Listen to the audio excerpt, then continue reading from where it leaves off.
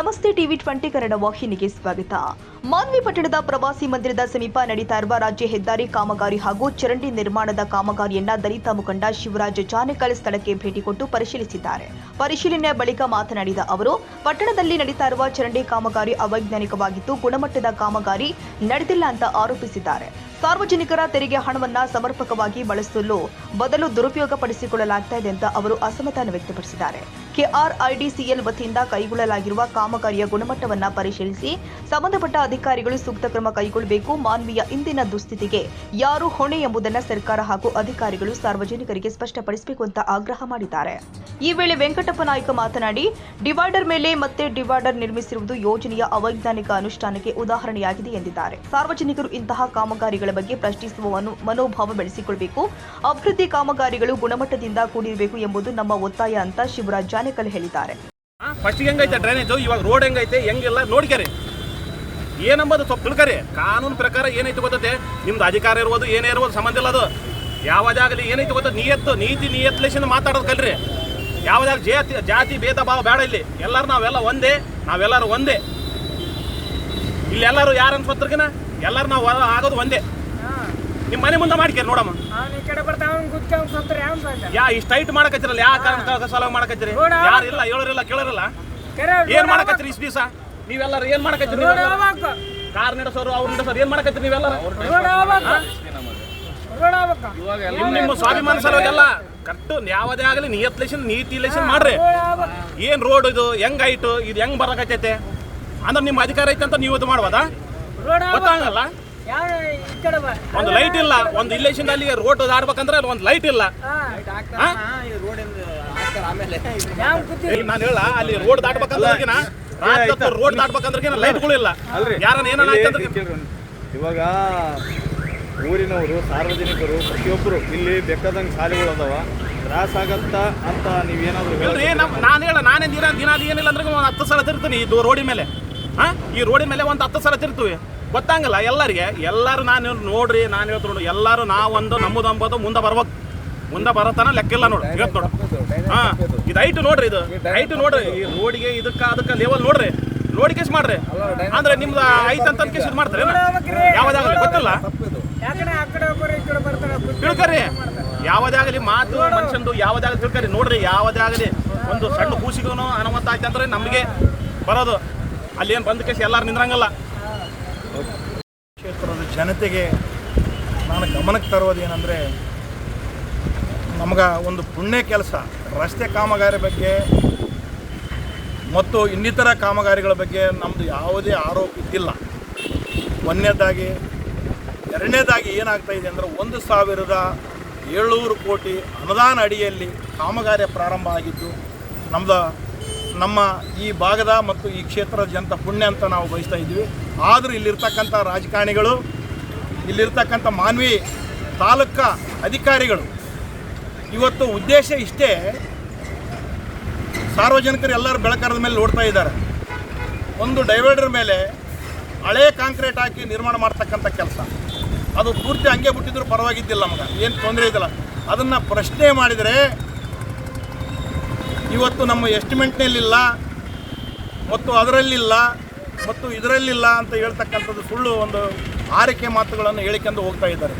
ಇವತ್ತಿನ ಪರಿಸ್ಥಿತಿ ಏನಾಗಿದೆ ಅಂದರೆ, ಕಲ್ಮಾಲ ಒಂದು ಕಸ್ಬಿ ಕ್ಯಾಂಪಲ್ಲಿಂದ ರಸ್ತೆ ನಿರ್ಮಾಣ ಮಾಡ್ಕೊಂಡು ಬಂದು ಮಾನವಿಗೆ ಅಟ್ಯಾಚ್ಮೆಂಟ್ ಮಾಡಿ, ಮಾನವಿಲಿದ್ದ ಸಿಂಧನೂರು ಸಿಟಿಗೆ ಗಿಡಬಡಿ ಕ್ಯಾಂಪಿಗೆ ಅಟ್ಯಾಚ್ಮೆಂಟ್ ಮಾಡಿ, ನಗರದಲ್ಲಿರ್ತಕ್ಕಂಥ ಇವತ್ತು ರಾಷ್ಟ್ರೀಯ ಪುತ್ಥಳಿಗಳು, ಇವತ್ತು ರಾಜ್ಯ ಹೆದ್ದಾರಿ ಹೈವೇಗೆ ಹಾಯ್ದು ಹೋಗೋಂಥ ಪಕ್ಕದಲ್ಲಿರ್ತಕ್ಕಂಥ ಪುತ್ಥಳಿಗಳು, ಇವತ್ತು ಸಂಘ ಸಂಸ್ಥೆಗಳು ರಚ್ಚಿಗೆ ಎದ್ದೇಳ್ತಾರೆಂದು ಅವರ ಒಂದು ಮನಸ್ಥಿತಿಯನ್ನು ಇವತ್ತು ನಮ್ಮ ಮನಸ್ಥಿತಿಯನ್ನು ಕಂಡಿಡಿದು ಇವತ್ತು ಈ ಒಂದು ಅಲ್ಕ ಕೆಲಸ ಮಾಡ್ತಾರಂತಂದ್ರೆ ತಪ್ಪಾಗಲಿಕ್ಕಿಲ್ಲ. ಅಲ್ಕ ಕೆಟ್ಟ ಕೆಲಸ ಇದು ನಿಜವಾಗಲು.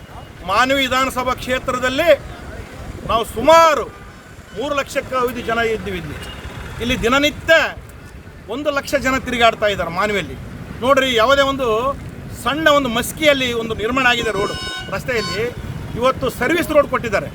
ಲಿಂಗಸೂರಿನಲ್ಲಿ ಸರ್ವಿಸ್ ರೋಡ್ ಕೊಟ್ಟಿದ್ದಾರೆ. ಇಂಥ ಮಾನ್ವಿಯಲ್ಲಿ ಯಾವುದೇ 6 ಲೈನ್ ರೋಡ್ ಇಲ್ಲ.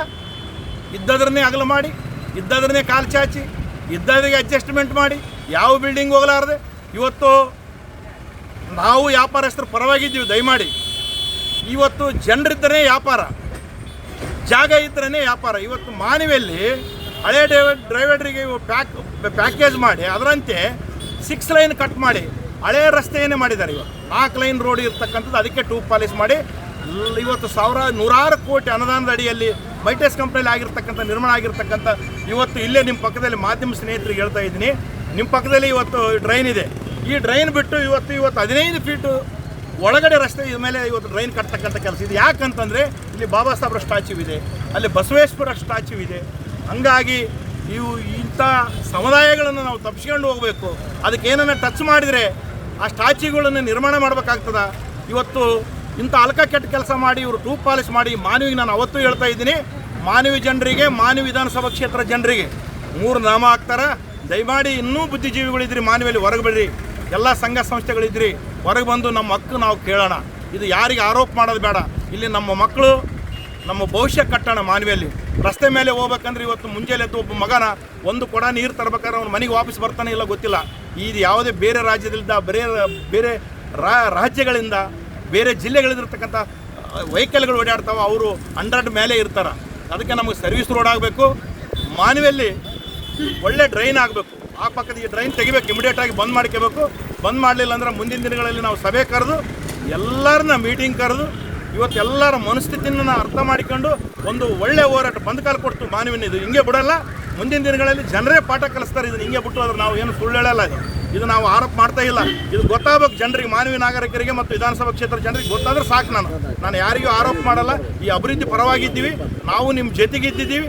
ಮಾನವಿನ ಅಗಲ ಮಾಡಬೇಕು, 6 ಲೈನ್ ಮಾಡಬೇಕು, ಅದ್ರ ಪಕ್ಕದಲ್ಲೇ ಟ್ರೈನ್ ಕೂಡ ದೊಡ್ಡದು ಮಾಡಬೇಕು. ಈಗ ನೋಡ್ರಿ, ಈ ಹಳೆ ಟ್ರೈನು ದೊಡ್ಡದಿದೆ, ಇದು ಹೊಸ ಟ್ರೈನ್ ನೋಡಿ ಎಷ್ಟು ಸಣ್ಣದು ಮಾಡಿದ್ದಾರೆ.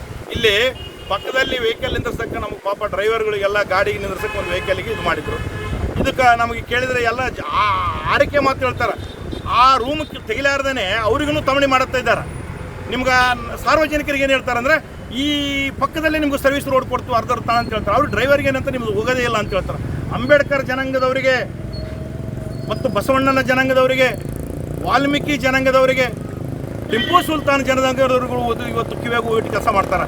ನಿಮ್ಮದು ಯಾವುದೂ ಹೋಗಂಗಿಲ್ಲ, ಯಾವುದೂ ಮಾಡೋಂಗಿಲ್ಲ ಅಂತಂದ್ರೆ ಇದು ಎಂಥ ಇವತ್ತು ದುರ್ದೈವ ಅಂತಂತಿದ್ವಿ ನಾವು ಮಾನವ ಹುಟ್ಟಿದಾಗ. ಒಂದು ಹೇಳ್ತೇನೆ ಇಷ್ಟು ಸ್ಪಷ್ಟೀಕರಣ, ಬಂಧುಗಳೇ ಮತ್ತು ಮಾನವೀಯ ರಾಜಕಾರಣಿಗಳೇ, ನಮ್ಮ ಮಾನವಿಯಲ್ಲಿ ಎಲ್ಲ ತಾಲೂಕಿನಲ್ಲಿ Baba Saheb Ambedkar statue, Basavanna statue, Valmiki statue ಇದ್ದ ಒಳ್ಳೆ ಸ್ಟ್ಯಾಚ್ಯೂ, ಇಂಥ ನೂರಾರು ಕೋಟಿ ಅನುದಾನದ ಅಡಿಯಲ್ಲಿ ಕೆಲಸ ಆಗ್ತಾ ಇದೆ. ತಪ್ಪೇನಿಲ್ಲ, ಅವರಿಗೆ ಹೇಳಿ 3 ಮತ್ತು 4 ಯಾವ ಸಮಾಜಕ್ಕೆ ಸಂಬಂಧಪಟ್ಟದ್ದು ಎಲ್ಲ ಸಮಾಜಗಳು ಸ್ಟ್ಯಾಚ್ಯೂ ಮಾಡೋದು ತಪ್ಪೇನದು. ಇನ್ನೊಂದು ಆಲ್ಟರ್ನೇಟಿವ್ ಎಸ್ಟಿಮೇಟ್ ಮಾಡಿರಿ, ಇನ್ನೊಂದಿಷ್ಟು ಅನುದಾನ ತಂದು ಕೊಟ್ಟು ಒಳ್ಳೆ ಸ್ಟ್ಯಾಚ್ಯೂ ಮಾಡಿದರೆ ಈ ಮಾನವಿಗೆ ಸಿಟಿಗೆ ಶೋಭೆ ಬರ್ತಕ್ಕಂಥ ಕೆಲಸ ಆಗ್ತದೆ.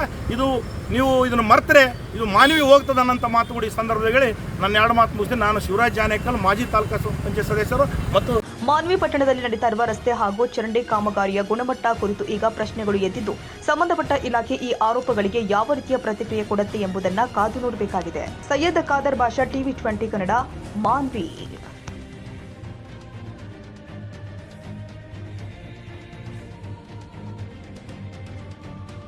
ಕನ್ನಡಿಗರ ಮೆಚ್ಚಿನ ನಿಮ್ಮ ಟಿವಿ 20 ಕನ್ನಡ ವಾಹಿನಿ ಇದೀಗ ಟಿವಿಯಲ್ಲಿ ಲಭ್ಯ. ಕರ್ನಾಟಕ ಮತ್ತು ದೇಶ ವಿದೇಶದ 360 ಡಿಗ್ರಿ ಸುದ್ದಿ ವಿವರವನ್ನ ಪಡೆಯುವುದಕ್ಕೆ ಟಿವಿ 20 ವಾಹಿನಿಯನ್ನು ಲೈಕ್ ಮಾಡಿ, ವಿಡಿಯೋಗಳನ್ನು ಶೇರ್ ಮಾಡಿ, ಕಮೆಂಟ್ ಮಾಡಿ, ಸಬ್ಸ್ಕ್ರೈಬ್ ಮಾಡಿ. HCN ಕೇಬಲ್ 842 ನಂಬರ್ನಲ್ಲಿ ಹುಕ್ಕೇರಿ ತಾಲೂಕು ಹಾಗೂ ಸಂಕೇಶ್ವರದ ಸುತ್ತಮುತ್ತಲಿನ ಹಳ್ಳಿಗಳಲ್ಲಿ ಲಭ್ಯ. PCN ಕೇಬಲ್ 129 ನಂಬರ್ನಲ್ಲಿ ಹಾರುಗೆರೆ ಸುತ್ತಮುತ್ತಲಿನ ಹಳ್ಳಿಗಳಲ್ಲಿ ಲಭ್ಯ. ರಾಯಬಾಗ್ ಡಿಜಿಟಲ್ ಚಾನೆಲ್ ಕೇಬಲ್ 80ನೇ ನಂಬರ್ನಲ್ಲಿ ರಾಯಬಾಗ ತಾಲೂಕಿನ ಸುತ್ತಮುತ್ತಲಿನ ಹಳ್ಳಿಗಳಲ್ಲಿ ಲಭ್ಯ.